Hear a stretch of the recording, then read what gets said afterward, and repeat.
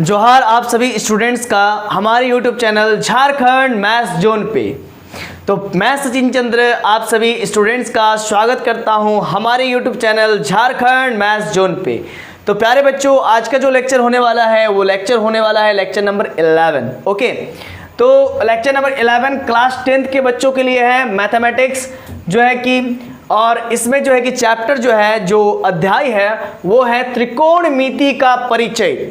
और अध्याय 8.1 यानी कि मतलब प्रश्नावली 8.1, अध्याय तो 8 है, चैप्टर 8 है और प्रश्नावली 8.1। ठीक है, तो बच्चों हम लोग 8.1 का क्वेश्चन नंबर 5 कर रहे हैं और क्वेश्चन नंबर 1 से लेकर के क्वेश्चन नंबर 4 तक हम जो है कि लेक्चर नंबर 10 में बता चुके हैं। और अगर आप वो वीडियो नहीं देखे हैं तो वे सारे वीडियो आप लोग देख लीजिए, अन्यथा ये वीडियो आपको अच्छा से समझ में नहीं आएगी। तो लेक्चर नंबर 11 में हम लोग आज पढ़ेंगे क्वेश्चन नंबर 5। ठीक है, प्रश्न 5, यदि सेक थीटा बराबर 13/12 रहे हो तो अन्य सभी त्रिकोणमितीय अनुपात परिकलित कीजिए। तो भाई अन्य सभी त्रिकोणमितीय अनुपात क्या क्या होता है जरा देख लीजिए क्या क्या होता है। मैं इधर लिखता हूं फटाफट रफ में। ठीक है, देखिए बच्चों, साइन थीटा होता है, ठीक है, इसके बाद फिर क्या होता है कॉस थीटा होता है,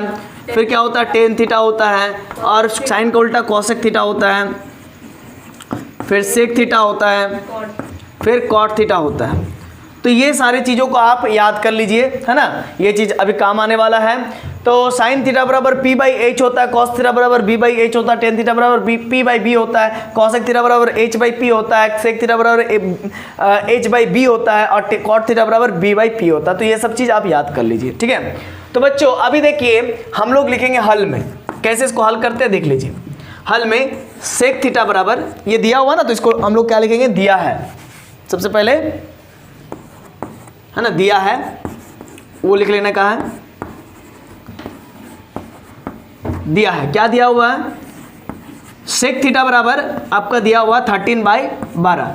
और आप लोग कंपेयर करने के लिए, तुलना करने के लिए देखिए कॉस थीटा बराबर b/h होता है, तो सेक थीटा बराबर उसका उल्टा h/b, हरी बोल। ये हो गया बच्चों।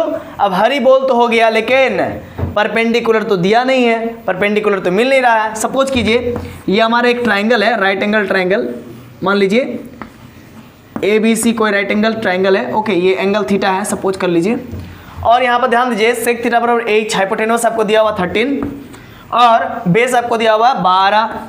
परपेंडिकुलर क्वेश्चन मार्क है, तो भाई परपेंडिकुलर निकालने का है। कैसे निकालेंगे, तो पाइथागोरस थ्योरम का इस्तेमाल करेंगे, Pythagoras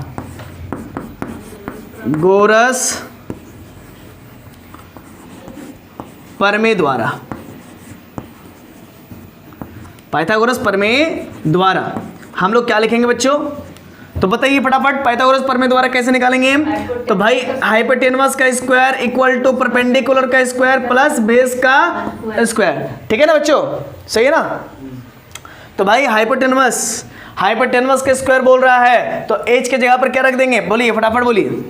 this implies that hypotenuse की जगह पर क्या रखेंगे, 13 का स्क्वायर इक्वल टू परपेंडिकुलर की जगह पर क्या रखेंगे, क्वेश्चन मार्क, तो परपेंडिकुलर p ही लिख दीजिए सिर्फ, है ना, p का ही स्क्वायर कर दीजिए, तब प्लस b बोले तो बाबू 12 का स्क्वायर कर देंगे, है ना। तो 12 का स्क्वायर आप लोग को मालूम है, 13 का स्क्वायर नहीं याद है। अब देखिए हम इतना क्वेश्चन बता दिए हैं, तो अब तो आप लोग को याद हो जाना चाहिए। ठीक है, अगर आप प्रैक्टिस करते हैं एक क्वेश्चन को कम से कम 10 बार, और वो करना भी चाहिए। ठीक है, 13 का स्क्वायर कितना होता है, बोलिए 169, और 19 का स्क्वायर कितना होता है 196। ठीक है, याद रखिएगा। तो भाई 13 का स्क्वायर ये हो गया 169, अब इक्वल टू p स्क्वायर अब प्लस b, 12 का स्क्वायर कितना हो जाएगा 144, याद रखिएगा। अब इसको इधर भेज देते हैं, हमको लगता है जनरली आंसर आएगा तुम्हारा वही 25, है ना, 25 या 5 ऐसे कुछ आएगा ना, देख ले बहुत ईजी है, देखिए ध्यान दीजिएगा। अब 169 और ये प्लस 144 इधर आ गया तो माइनस 144, और इक्वल टू कितना हो जाएगा बच्चों, p का स्क्वायर, क्या हो जाएगा, p का स्क्वायर हो जाएगा ना।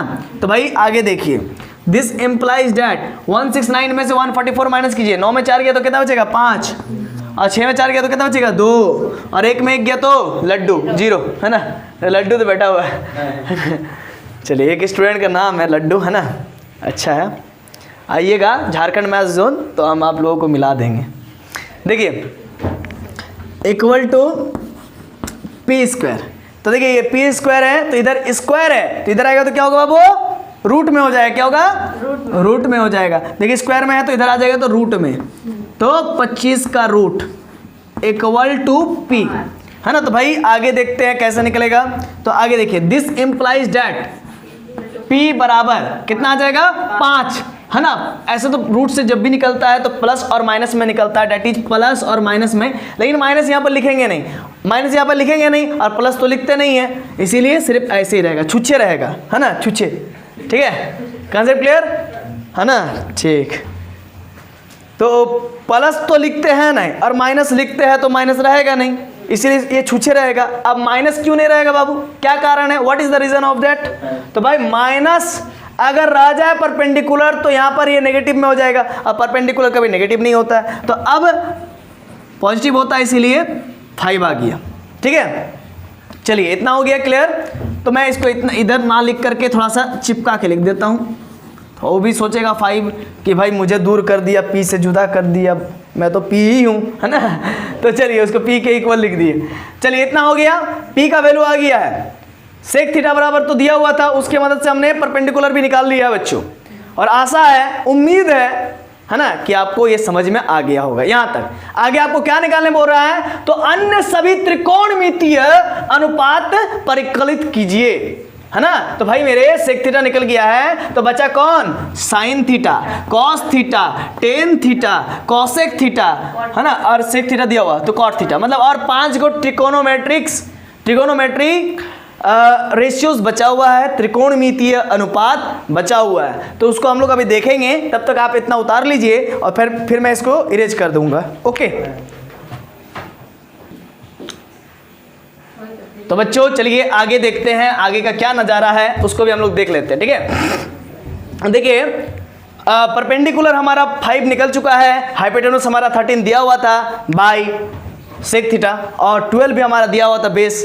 तो चलिए आगे हम लोग साइन थीटा का वैल्यू निकालते हैं। तो भाई साइन थीटा क्या होता है, फटाफट बोलिए, परपेंडिकुलर अपॉन हाइपोटेनस। बहुत अच्छा, तो परपेंडिकुलर हमारा क्या है, जल्दी बताइए, 5, बहुत अच्छा 5 है, और हाइपोटेनस क्या है बच्चों, 13।